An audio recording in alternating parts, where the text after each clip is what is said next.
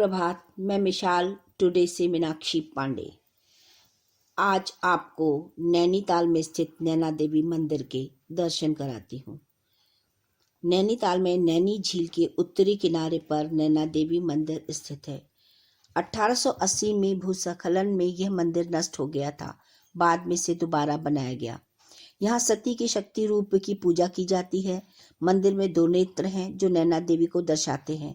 नैनी झील के बारे में माना जाता है कि जब शिव सती की मृतदेह को लेकर कैलाश पर्वत जा रहे थे, तब जहाँ जहाँ उनके शरीर के अंग गिरे वहाँ वहाँ शक्तिपीठों की स्थापना हुई।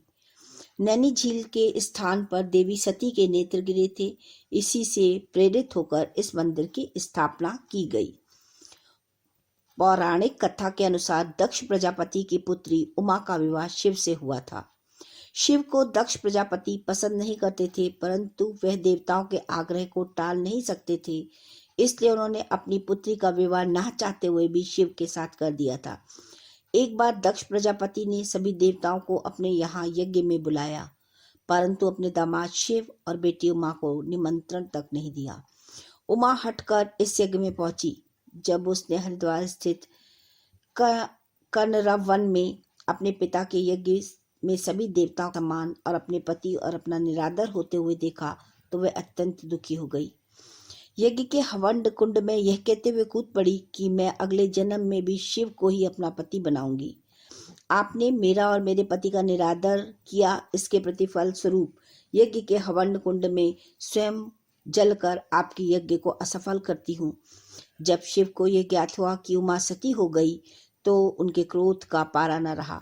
उन्होंने अपने गणों के द्वारा दक्ष प्रजापति के यज्ञ को नष्ट भ्रष्ट कर डाला। सभी देवी देवता शिव के इस रौद्र रूप को देखकर सोच में पड़ गए कि शिव प्रलय न कर डालें।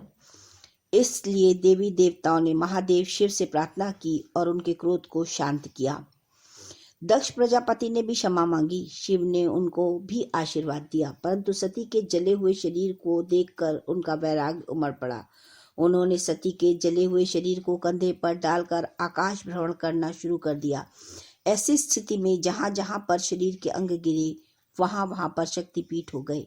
जहाँ पर सती के नैन गिरे थे, वहीं पर नैना देवी के रूप में उमा अर्थात नंदा देवी का भव्य स्थान हो गया। आज का नैनीताल वही स्थान है जहाँ पर उस देवी के नैन गिरे थे। नैनों की अश्रुधारा ने यहाँ पर तल का रूप ले लिया। तब से निरंतर यहाँ पर शिव पत्नी नंदा की पूजा नैना देवी के रूप में होती है।